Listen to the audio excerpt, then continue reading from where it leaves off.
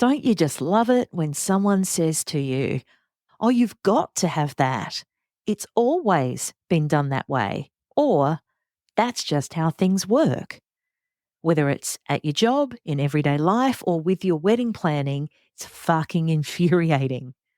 These kinds of dismissive phrases all basically mean don't rock the boat. Even if there's a better, easier, more equitable, faster, or fairer way to do things, you're given the message in no uncertain terms that what was done in the past is the right way. Now, not every new development or idea is inherently better. Think New Coke or Vegemite Eye Snack 2.0. But I strongly believe that when someone wants to test a different way, with anything, that we could be a little more open to the possibilities. Case in point, the winter wedding. While social media and your Pinterest boards are chock full of sunny day wedding photos with newlywed couples licking ice creams, guests having a wild time playing lawn games during cocktail hour, or a romantic festoon-lit outdoor dance floor, what a lot of people are missing are the massive, huge advantages of being a little flexible with the time of year you have your wedding. I know not everyone has a choice, and with my husband and my wedding as an example, we didn't really have another option. Peak wedding season is peak season for me and my business as a celebrant, and so there was very little discussion. It kind of went, when do you want to get married? I guess in winter. Yep, can't see it working any other way. And that was that. And I can imagine it'd be a similar situation for teachers, for those in military service and those in farming too, like agriculture. Your job and the way you're going to earn enough money to have a wedding in the first place is going to guide the season that you choose. But if you have the option, and if you're still tossing up which end of the year to have your wedding, then I'd love you to have a listen to these 7 reasons why winter weddings are better. Better than what, I hear you ask? Better than pretty much any other time in so many different aspects. I mean, if you hate winter, then no matter what I say, it's not going to work. But when you consider these benefits to thinking outside the box just a little bit, some of which I bet you've never even realised were a thing before, you'll see why I'm such a huge advocate for winter weddings. Let's get stuck into it. Unbridely is a community of pro-wedding vendors who believe in freedom and integrity in weddings, giving you options, solutions, tips and tricks to create the experience and memories that you and your fiancé really want and deserve. Because we believe that weddings are a team sport. With how-tos, stories and interviews with recently married couples, we find out what went right and what they'd change if they could go back and do it all over again. I'm Camille and welcome to the Unbridely podcast. This is the conversation that I'm having with my couples a week before their wedding. It's always around the weather. It's usually the one thing that they can't control, no matter how much they've planned, no matter how much money they've spent, they can't control the weather. And I can bet 9 times out of 10, there is some aspect of my couple's wedding that's going to be outdoors. So even if they're not having an outdoor ceremony, they might want photos outdoors afterwards or, something along those lines. So I'm repeatedly having this discussion about how they're feeling about the weather, about how their backup plan is going, how they're feeling about that, whether or not they have to send extra messages to their guests to let them know that if it's raining, if it's windy, if it's whatever, if it's too hot, if it's too cold, if it's windy, rainy, whatever the case may be, do you need to tell your guests that plan B is in place? Make sure you don't come to plan A. Make sure that you direct your taxi, your Uber, whatever, your partner to drive you to location B. And it sounds funny to say this here to you in the cold, hard light of day when it's not a weekend and people are stressing over the weather. But I guarantee you, almost every couple that I have ever married, and we're getting up to 1,000 couples now, stress about the weather, about what it means, about what they have to do if the weather is not quite perfect. And so the number one reason why winter weddings are in fact better is it's just less stressy. Because as I just said, most weddings include some element of being outdoors. So whether it's just for the ceremony or photos, generally there's some dependence on Mother Nature to play her part and bless your union with the perfect weather. But in winter, for some reason, there's an underlying expectation that the weather will probably not be perfect. And this applies to any day of the year, of course, but there's some sort of automatic assumption that you might not get the most glorious, perfect weather conditions that you're dreaming of. And so it takes the edge off the stress and that whole anxiety of will it, won't it, rain, storm, snow, flood, etc.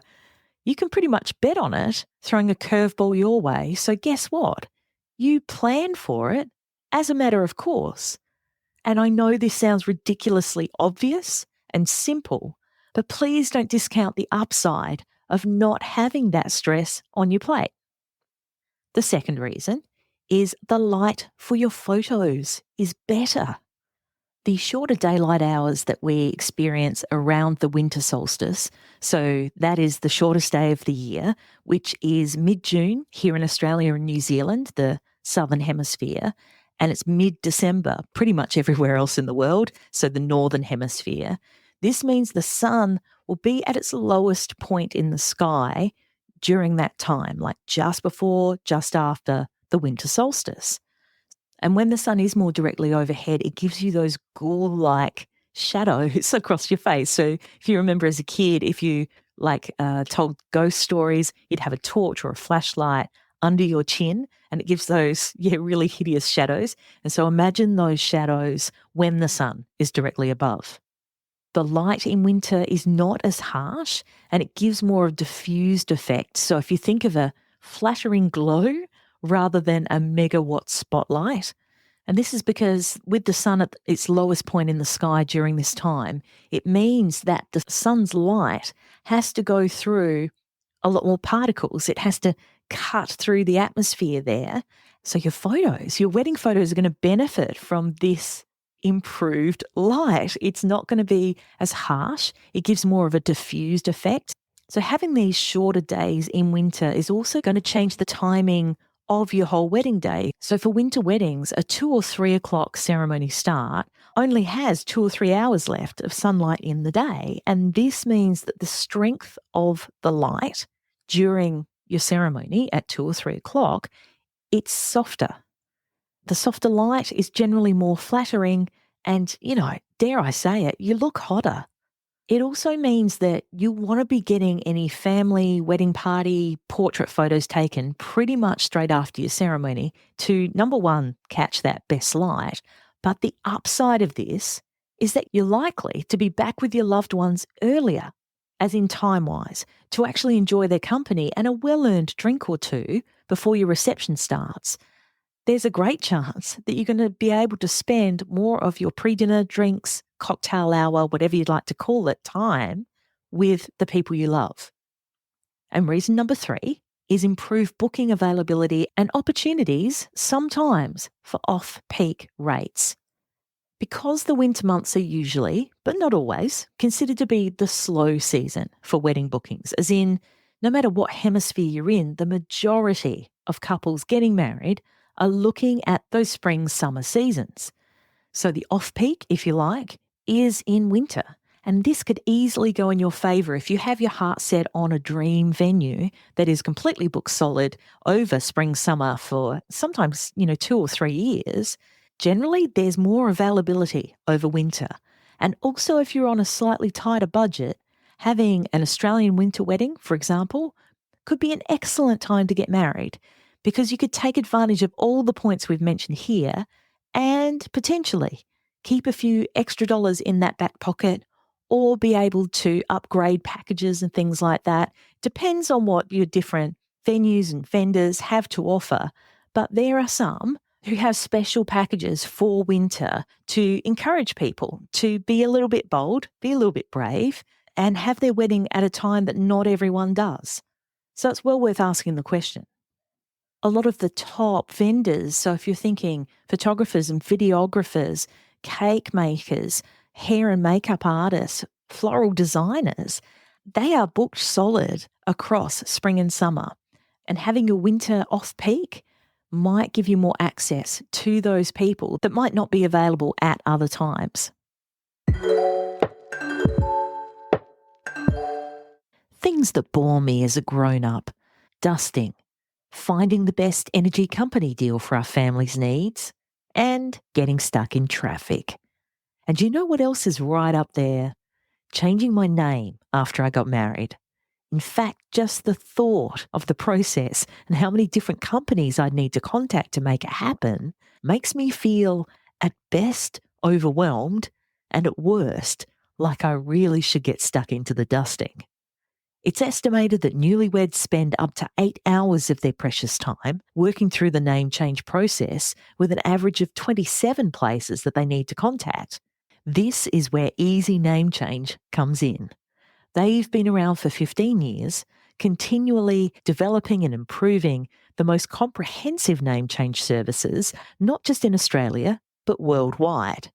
And their kits provide you with a sort of shopping list of companies where you simply pick which ones you need to notify. They send you a list with detailed instructions for each of your companies, saving you hours of calling around, waiting on hold, sending emails, and then waiting for a response. Easy name change kits also provide ready-to-send forms, letters, and emails, so you just attach your marriage certificate and you're done. Starting at $35, the value and time you get back is a no-brainer. For more help on changing your name after you get married, there is an excellent blog post on the Unbridely website, and I'll put a link in the show notes for you. And Unbridely podcast listeners get a $5 discount on their name change kits by using the code Unbridely5, that's UNBRIDELY5, the number 5, which is valid until the end of 2024. So don't be like me. Get your Easy Name Change kit so you can move on to the fun parts of being grown-ups together. Now, this is an interesting one. Reason number 4 is there's not going to be wedding fatigue.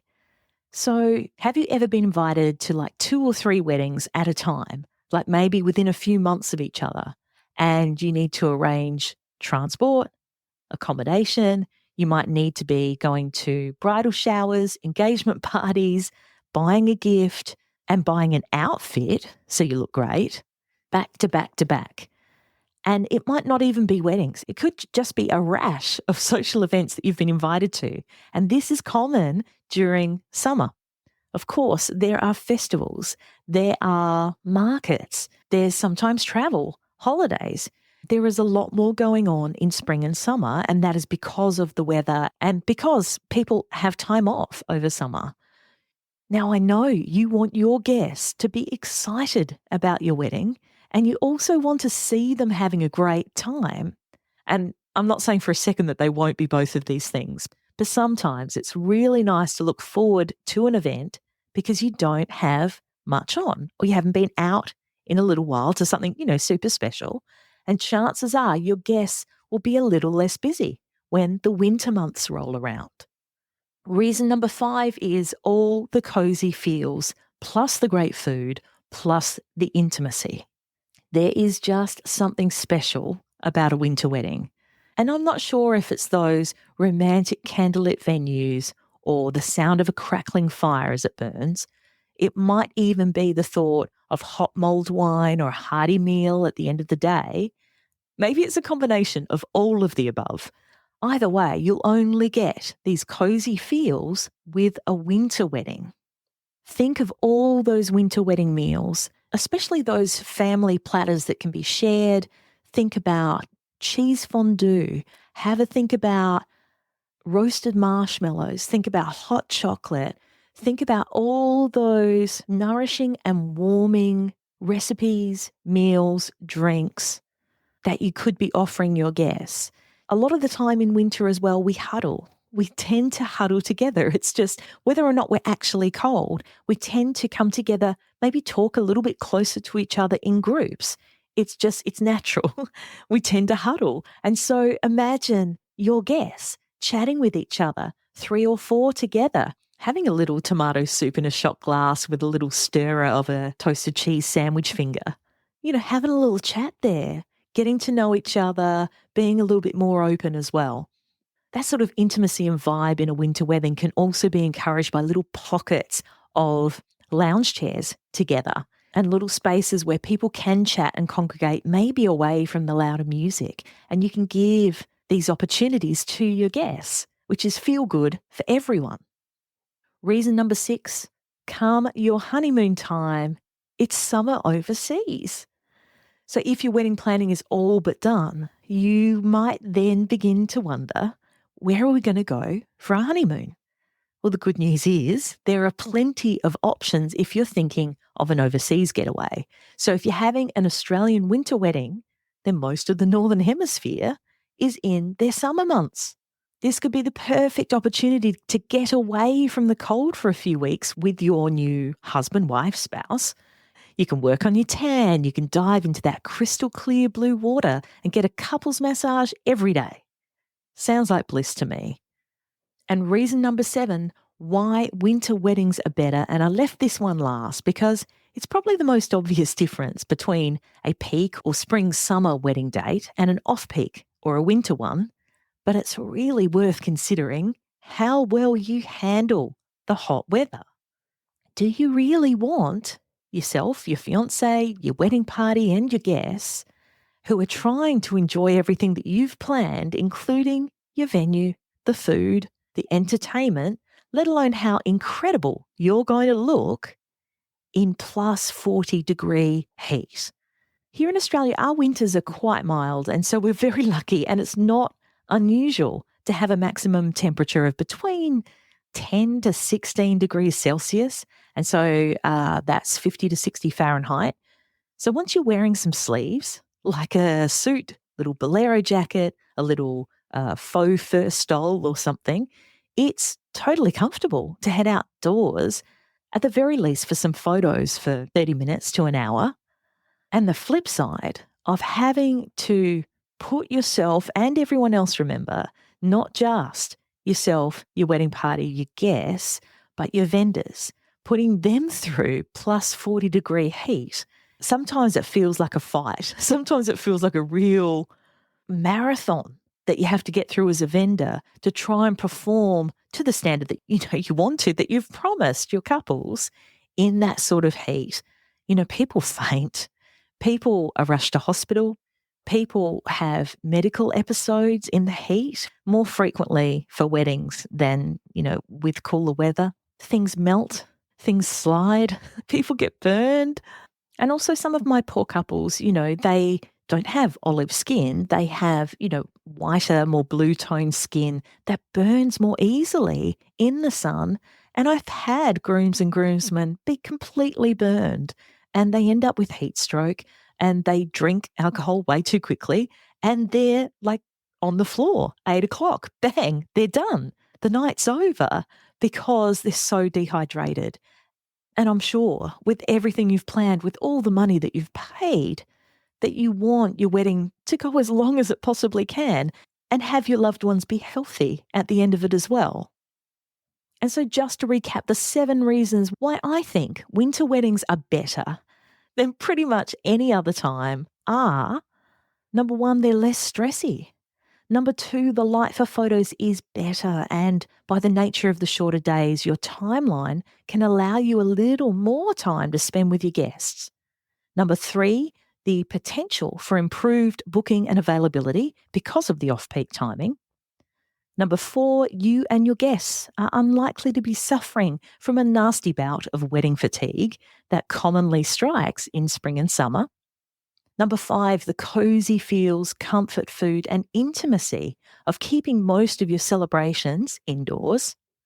Number 6, your honeymoon options. Winter in your hemisphere means summer in the opposite hemisphere, so you can get the best of both worlds.